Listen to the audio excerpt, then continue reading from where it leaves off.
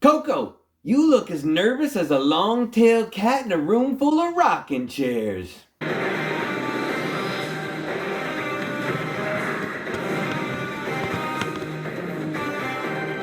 Welcome back, Gainers, to another incredible, exciting, fantastic episode of ComicGains. And if you're new to the show, I'm Adam. I'm Zach, and this is Princess Royal Highness, looking very lovely today, just like usual, doing that princess wave. You do too, bow down respect. And there's the nervous Coco. She is nervous. Nervous Nelly. Dude, we need to get one of those cool beginnings like the X-Men have. Where each one of us have our own little thing, you know, with our special names above. I always regret that Zach and I don't have a specific comic book name. Maybe you guys will have to come up with one for it. Princess got the Princess of Games. That's a great name. Princess of Games. We're just Adam and Zach. Maybe I'll go with Zach and you go with Adam. That'll be our comic book names. No, let's not do that. That'll just get confusing around here. All right, guys, welcome back to the Monday Drop List. We have a special edition, as always, because today we're talking a little extra about X-Men 97, which we have waited 26 years for this to come out. Some of you may have not even been born when the original cartoon happened, and you know how that goes. Definitely go back and watch it so you know what's going on. But as the drop list progresses, we will progress with our discussion on X-Men 97. Oh, yeah. Right? And if you're asking yourself right now, what is the drop list? My good friend Zach will explain it to you. It's a list that's been curated over a year. Actually, it's been about a year ago since this list has been out. And we want to see what happened to these hot books 1 year later. And in this case, all of them dropped. Oh, yeah. Couldn't have said it better myself. Yeah. And it's books that you might want to consider picking up at a more decent price than it was a year ago. Yeah, there's some big drops on this list this week, guys. And if you stay to the very end, the Slab Master of the ComicGains group, Zachary himself, will give you the business. The business. All right, before we get into the list, sometimes we get thirsty in the ComicGains household. And there's only one way to quench your thirst. Yeah, in this case, it's a Poka Hirocha, whatever. Japanese roasted tea made with selected tea leaves from Japan. No preservatives and has antioxidants. It pairs very well with Shogun on Hulu. Oh, yeah. Shogun. It's really good if you haven't checked it out. Really good. They paid us for Ooh, let's taste the tea. How does it taste, Scott Kinnaman? Tastes like tea. Is it good? Cold tea? It doesn't really have much of flavor. But it says it's number one. I doubt it. Number one tea. Yeah, it tastes like water that has slight flavor to it. That's what tea is. I'm pretty sure that's the definition of tea. I've had really good tea. All right, let's get into the drop list this week, guys. Kicking it off at number 5. We got Uncanny X-Men 221, 1987, I believe a repeat offender on the drop list. We got Mark Silvestri and our good friend Chris Claremont, who is a big fan of the princess. He said so himself. First full appearance of Mr. Sinister, the great Nathaniel Essex, who has been alive for quite a long time. I think he popped up as a human in the Victorian times and was, I don't know if he was actually captured or manipulated by Apocalypse and turned into some kind of genetic super kind of guy, right? And his goal for humanity is to create the master race. So he's always like breeding different mutants and different people together to get the ultimate group, which is kind of similar to like High Evolutionary, but a little bit different. Well, a little different.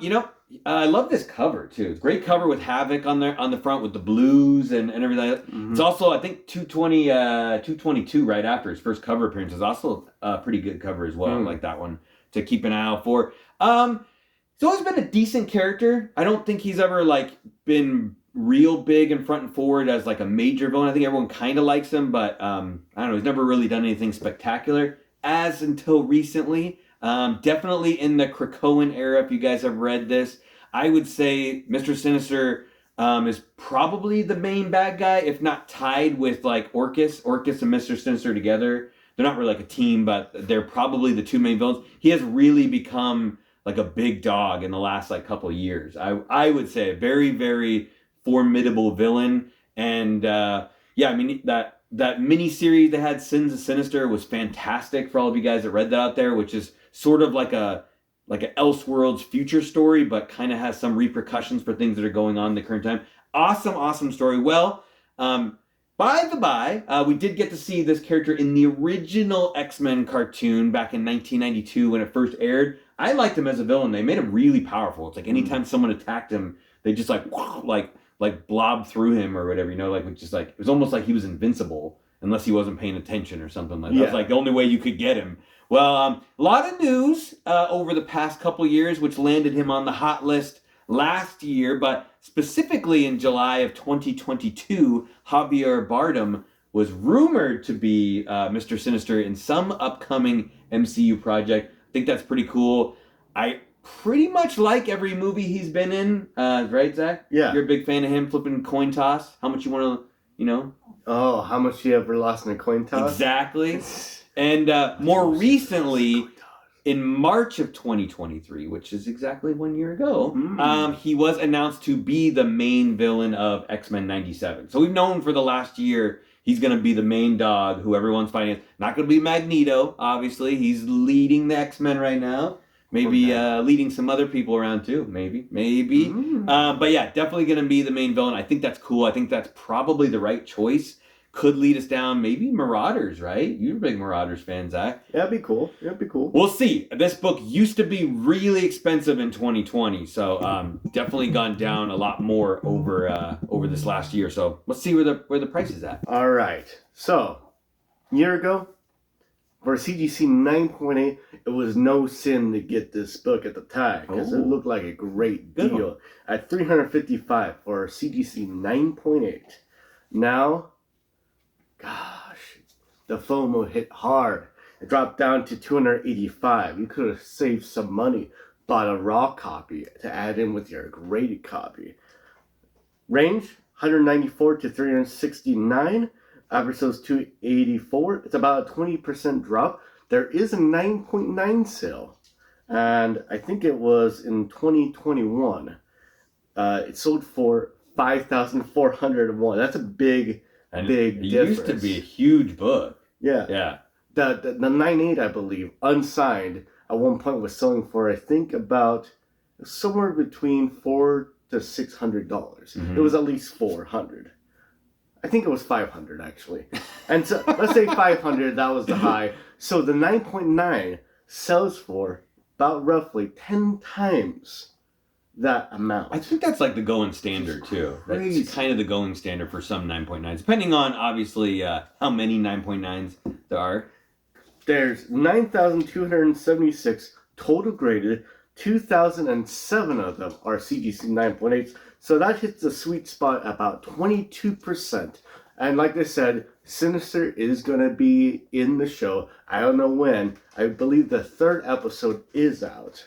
I think so. So he could be in that one. We've only, well, I guess I shouldn't say that. Anyways, once he shows up, this book's going to spike. It's going to spike hard. So it might be a good time to either buy it now or sell your copy when it spikes and then buy it back when it's a little cheaper. I think this book's going to have long-term gains to it. It's always going to be it's a very popular cover. It's great Mark Silvestri cover and great first appearance and all of that.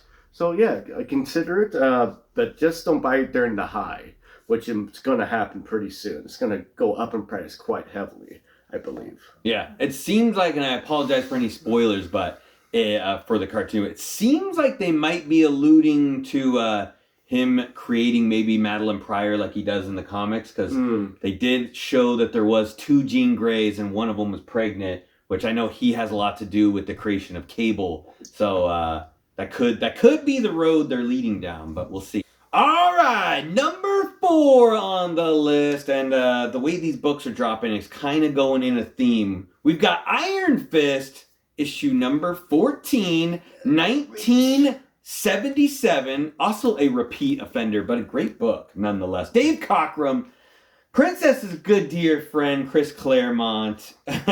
We got first full appearance of Sabretooth, also known as Victor Creed.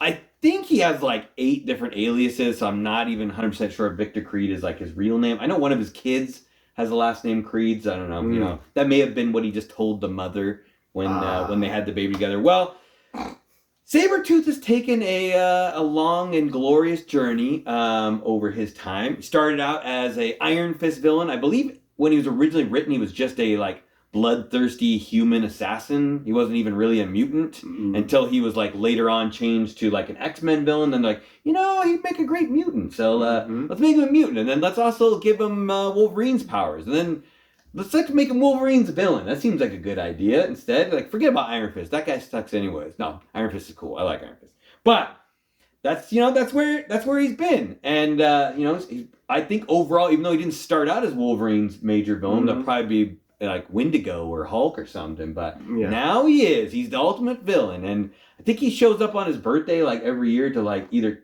kick his butt or kill his woman or something like that. It's a good way to remind him of the birthday. Happy birthday. I know. It's pretty crazy, and great character. We're sticking a little bit with the X-Men 97 theme. They used him super, super well in the original series. I think he showed up quite a bit.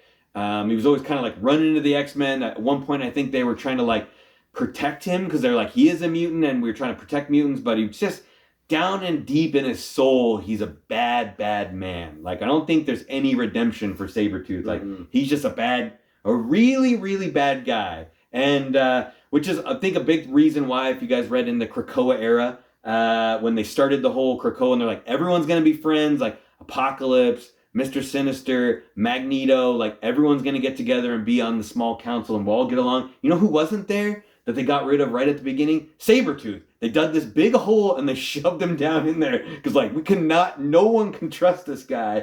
No one trusts him. Stick him in that hole and let's forget about him until Krakoa's over. And he only recently just got out now that it's about to end. So crazy. We'll say so far in the show, Morph turned into Sabretooth at least once. I saw that in the new series, which I have to say I love Morph for that reason. I probably can guarantee that's why he's still back on the show as a character, is because he has the opportunity to turn into everybody. You know, like if you're not going to see Archangel, he may just turn into Archangel and fly in. Or if you need someone to stab someone in the back with their razor sharp fingers as Lady Deathstrike, it might as well be Morph, right? Yeah. Right? So it's really cool that he's on the team and we get to see all these extra characters. So more importantly, though, one of Zach's great spec books, is it time for you to get Iron Fist 14? Prices a year ago for a CGC 9.8. It was Lions, Tigers, and Bears at $5,040. Woo! For a 9.8. Now it morphed into a little wussy book at $3,300. Range $3,300 to $5,520. Average sales $4,331. It's a 34% drop. Pretty big drop. I mean, this book is going to be a pretty decent key for a while. There's 7,299 total graded. 226 of them are 9.8, so that's a 3% of total graded. So it's really low in the 9.8s. This is one of those books you might want to consider if you have some extra cash in the bank. You know, you got the tax return. He's like, instead of saving it, put it towards this 9.8 if you can find one, because there's not that many. But there's enough sales that I could actually say in a 9.8 of this quality of book. You know, it's just great when you get a 9.8 of a Bronze Age key and you're able to have reliable data. So that's pretty cool. Yeah, this is one you should consider in a 9.8 because I think this book is probably going to be the cheapest it's ever going to be. Maybe slightly cheaper. Might go down a little bit more, but I don't think it's going to get any cheaper than this. It should be like more like a $10,000 book, you know, I think in consideration, so. But yeah. But, you know, the market's all crazy. Yeah, consider this book. I would actually consider it in a 9.8 because that would be a great Bronze Age key to spend less than $10,000 on. Yeah, only 5% of the Hulk 181 first for Wolverine, right? All right, guys, let's switch gears a little bit and talk about number 3 in the DC universe. We got Batman and the Long Halloween issue number 1, 1996. The great duo of Tim Sale and Jeff Loeb. Dude, that's awesome cover. First of all, it feels like an older book, doesn't it? It's only 1996 when this book came out, but ridiculously cool cover. First appearance of Alberto Falcone. This is a 13-page story, or 13 comic book story, representing each holiday on the covers, beginning with Halloween and ending with Halloween. And it's a big, long murder mystery. If you guys are familiar with the way Jeff Loeb likes to write Batman, he does this.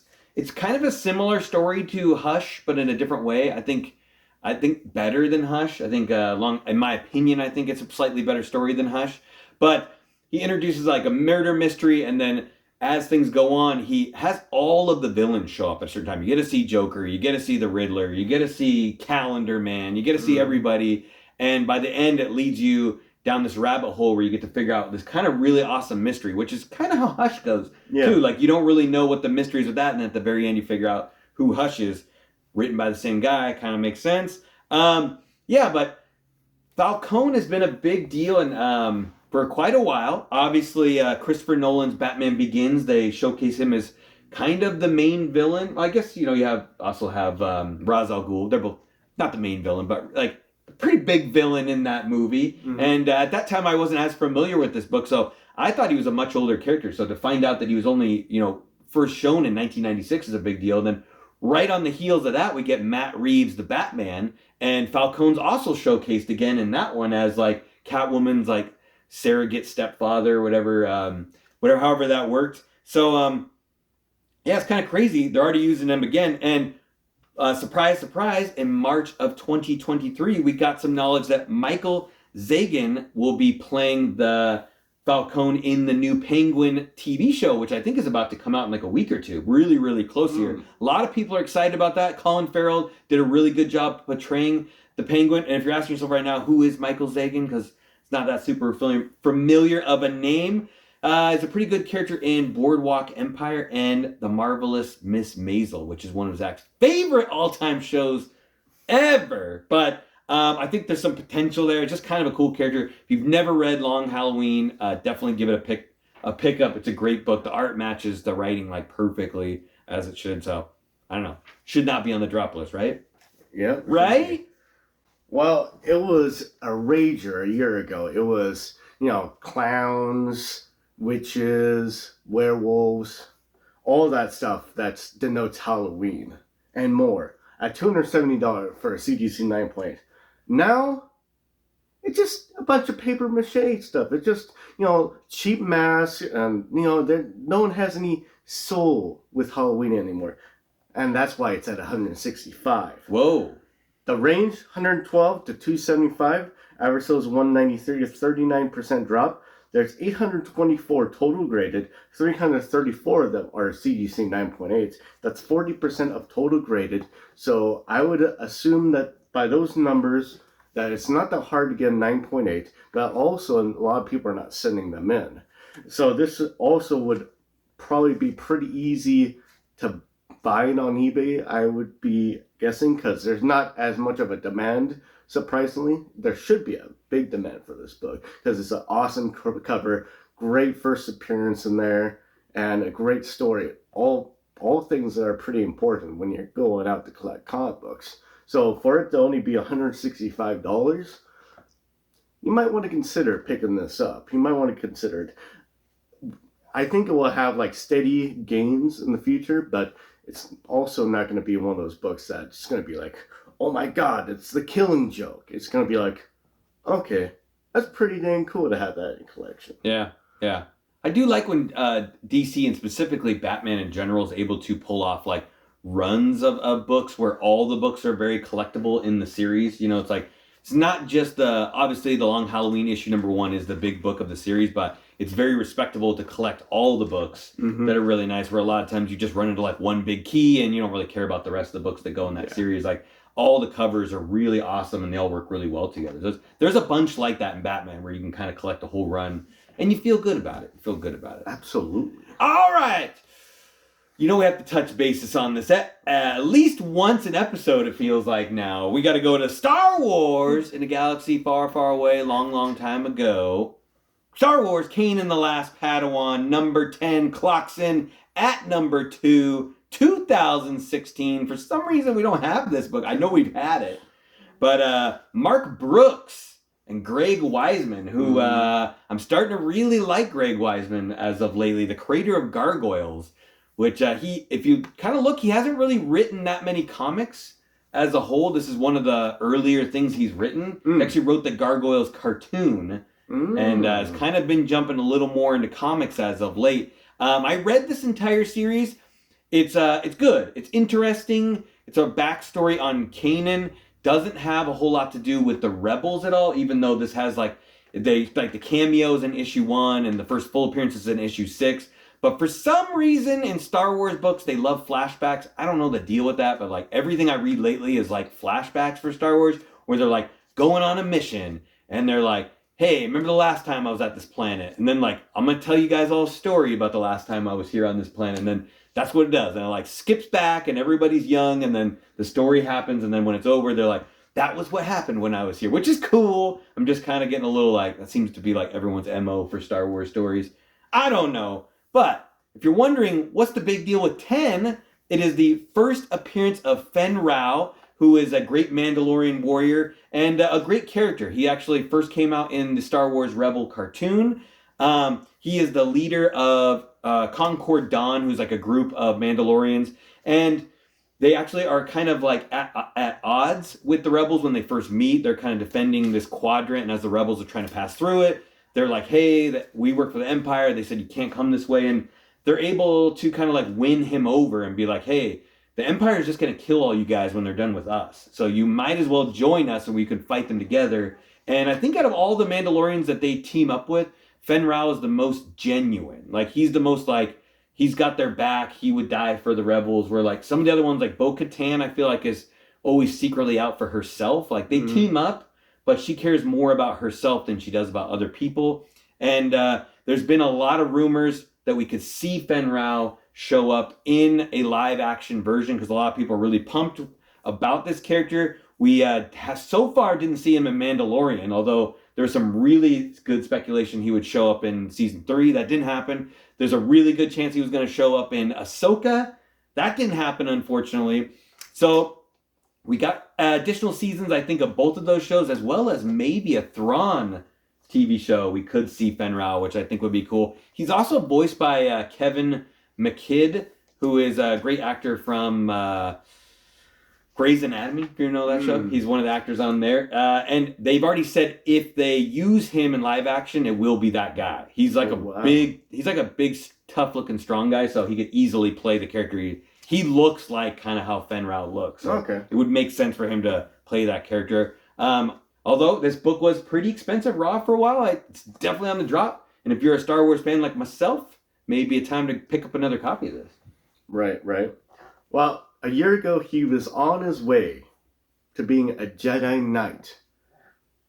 For a CGC 9.8, it was $112.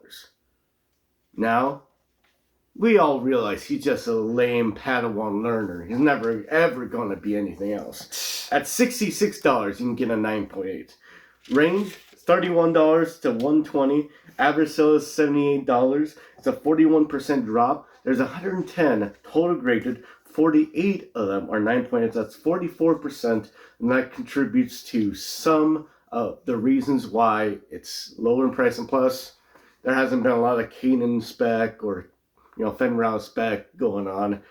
Everything's kind of settled down in the Star Wars universe.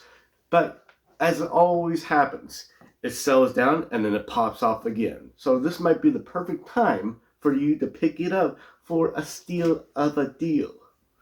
Not bad price. Yeah, it's kind of one of those weird things where like Star Wars comics weren't very respected for a very, very long time, even though they've been pumping them out since 1977. Like regardlessly, they never stopped making them, and everyone just kind of like, whatever, we'll just push this aside. Like if the Star Wars fans will read it and they'll like it, but regular comic book people don't necessarily care. And then this time period hit where like all of a sudden like everyone's like, whoa, wait, we all do really care about these Star Wars comics, and I think that's that strange period where like all of a sudden everybody wanted to pick these up slabbed, and there wasn't very many slabs, so that's why the price was so jacked up. Now I feel like when you want to find some Star Wars books, they're out there. They're pretty. They're sometimes easier to find than you think. So that's why probably like Zach was saying, some of the prices are going down. There's just too many 9/8 now. There's enough for all of us, so enjoy. Sometimes that's a good thing. Yes. You know, I always like when books are expensive, but sometimes when I really love something, I want to be able to get my hands on it. Mm-hmm. All right, we got number 1 on the list, and this is crazy because Stan Lee does not usually come on as number 1, but we got Stan Lee goodness as number 1 drop book in the world.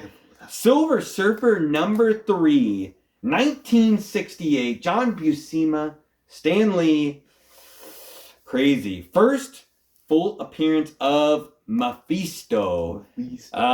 Yeah, it's like the boogeyman of the Marvel Universe. And yeah, Mephisto, cool character. I know a lot of people get confused. They're like, is he the devil? Is he not the devil? Like, what is he? You know, is there heaven? In Marvel Comics, is there heaven or is there hell? You know, like, it's not really, he doesn't have really like a religious aspect as you would think. Mm-hmm. Sometimes they play that off depending on like who he's messing around with. Sometimes when he's with Ghost Rider, he gets a little more religious. When he's with other people, he gets a little more cosmic. Oh.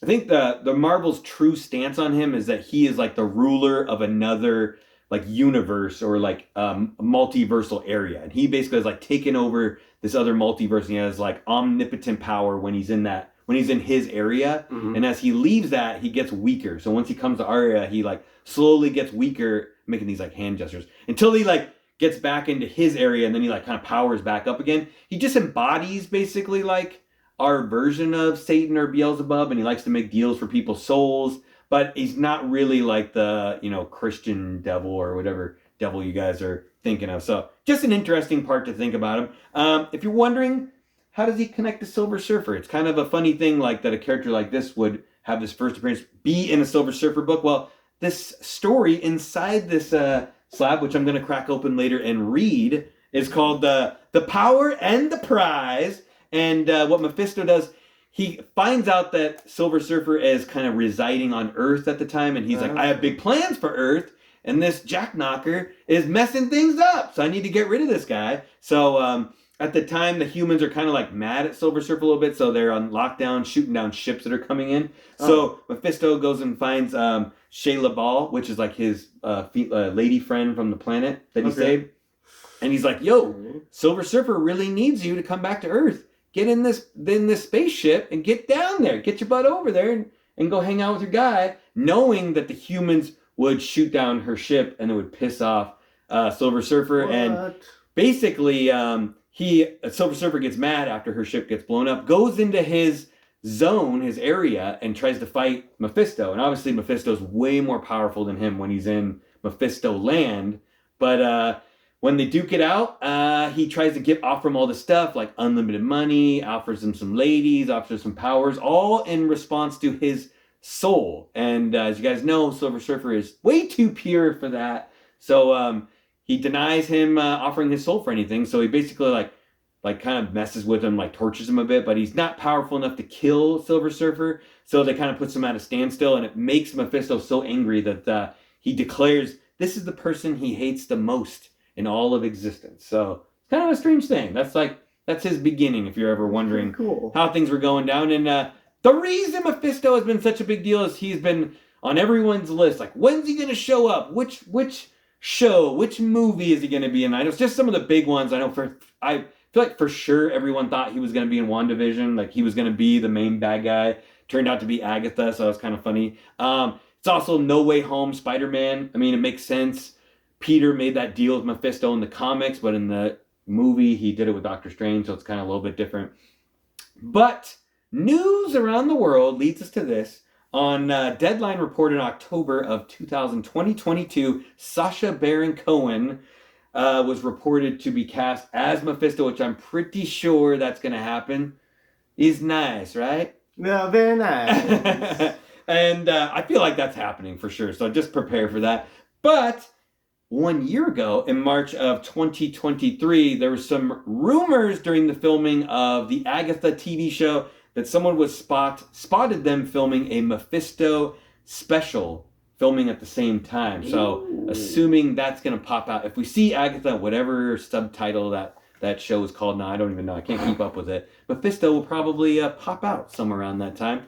Yeah, and this book was, Zach will tell you too, is I think famous for that 9.8 price that they sold at that one time that was probably way too crazy. Way too crazy. Well, it was double with the cause a year ago. There's 7 sales and a 9.4. A year ago was $5,400. Now, $2,520. Range $2,520 to $5,400. Average sell is $3,677. It's a 53% drop. There is a 9.8 sale in 2022 for $55,200 for a 9.8. There's 3,774 total graded. 8 of them are 9.8s. So really hard to get this book in a 9.8. It's less than 1% of total graded. So, great cover. Fantastic art. Very, very eye-appealing. Great first appearance of a villain. Well, more like a cosmic entity. It would be great if they did a TV show or movie. Hopefully they do. I think this would be a great start to bring in some cosmic entities, cosmic beings into the MCU a little bit more, instead of just like alluding to them or having characters that are like midway in between a cosmic being. So, like me? Yeah, sure. Sure.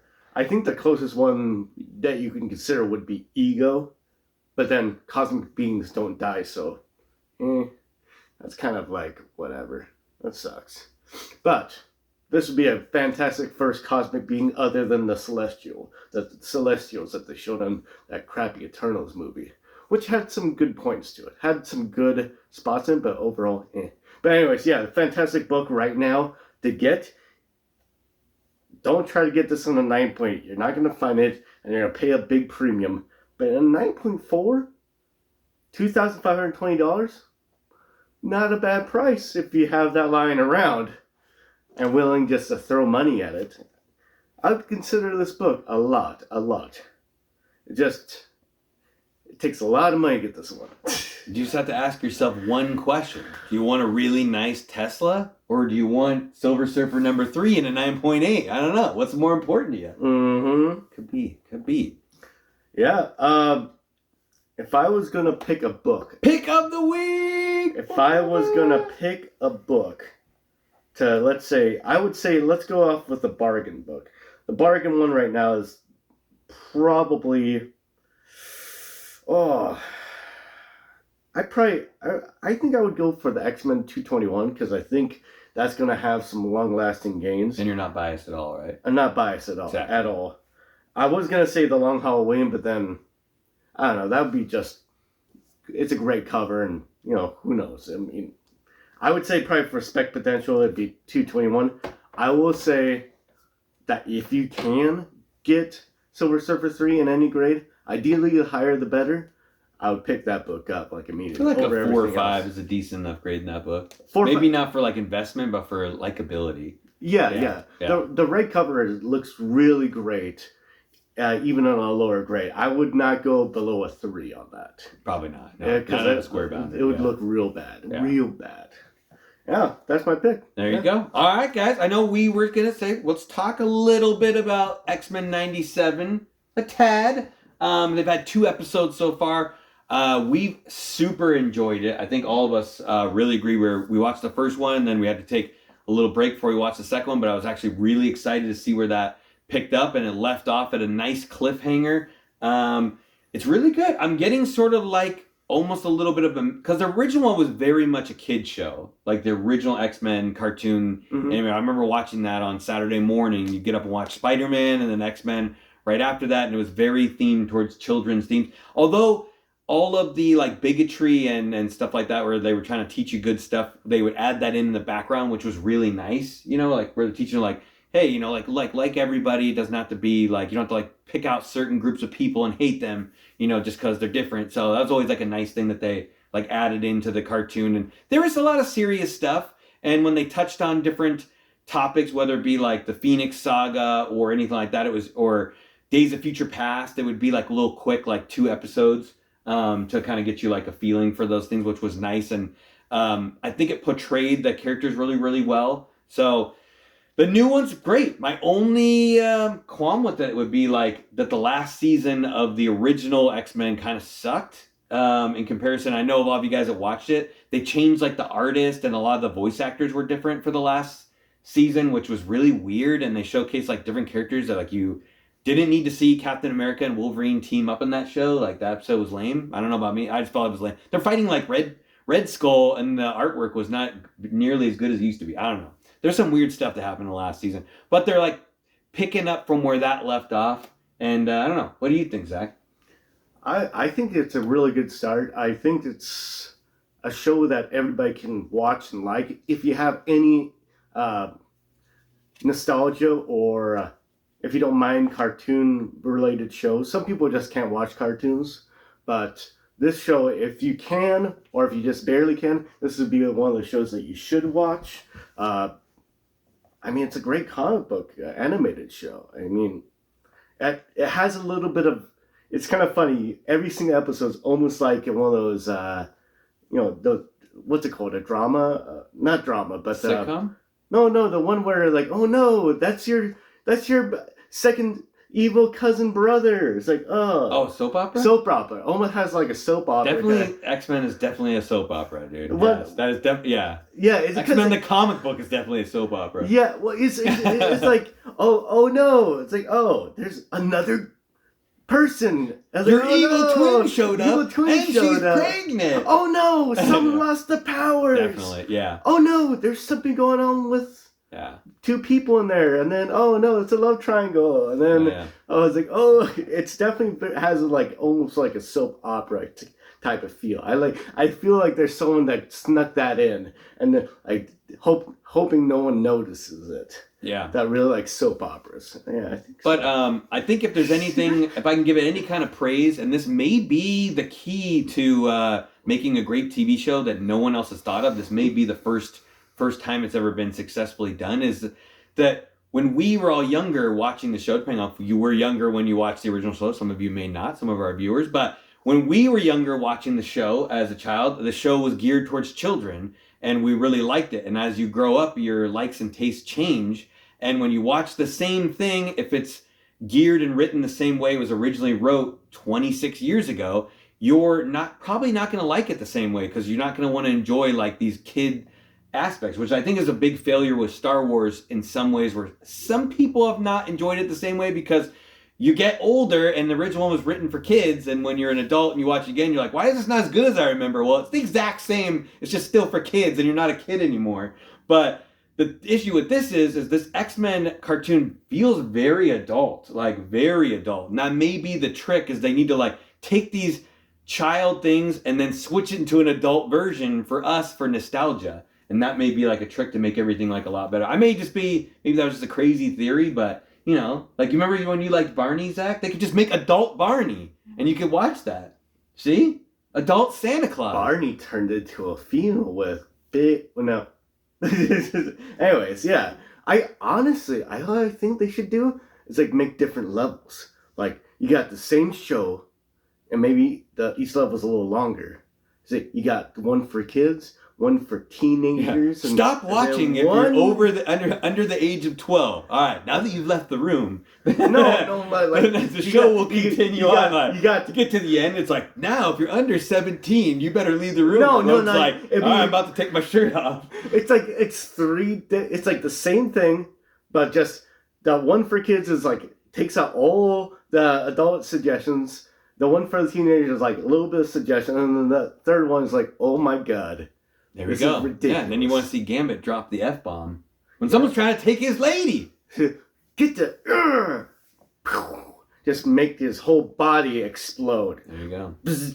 Alright, guys. But overall, check out X-Men 97. I think you will be really happy. We're not getting paid by them anyway. Unless they want to. Disney, check us out. We'll definitely rep for you guys. But great show so far. I think this is a really good direction. I hope after the success of this, they're able to figure out how to bring Spider-Man back in an adult capacity, because I actually liked Spider-Man, the animated cartoon, slightly more than the X-Men one when I was growing up. They're almost equally as good, but a lot of the things I learned about Spider-Man was from that darn cartoon. Same with X-Men. That's why everybody likes these X-Men characters, which is why it's so cool. All right, do all the YouTube stuff for us, guys. Especially hit the like button because Princess loves it when you do that. 2 thumbs up. And we'll see you guys on Wednesday where we're going to be talking more about X-Men, but this time it's going to be the new lineup for the X-Men comic book series. You're going to get Zach's real opinion on the new books, the authors, the artists, what they're going to be about, whether or not he may be jumping back into X-Men comics and reading for the first time in decades. What? Decades? What the heck? Anything else, Zach? Yeah, you sure. And how you did it. One, you can talk about it. But what you do is you go on OfferUp or you go on to Macari or any of the other shows. Or whatnot. Or whatnot. And you try to buy all those freaking Marvel cards. Specifically the X-Men. You know the Flair, 1997 Flair cards? Fleer or Flare? Fleer. I think it's Fleer. There's both. I always call it Flair. There is a Flare. Ah. And a Fleer. Okay, that's confusing. But, yeah, you get those cards. Those are beautiful looking cards. And you can kind of like compare them to the show. Which one's better? This one or this one? This one, art, or the show art? And that's how you get those games. Marvel Masterpiece is where it was. Marvel Masterpieces, they were pretty cool. They were pretty cool. Oh, yeah. Tell us what your favorite comic card was when you were growing up. I liked the 95 Spider-Man and Marvel series. Those were the 2 best ones.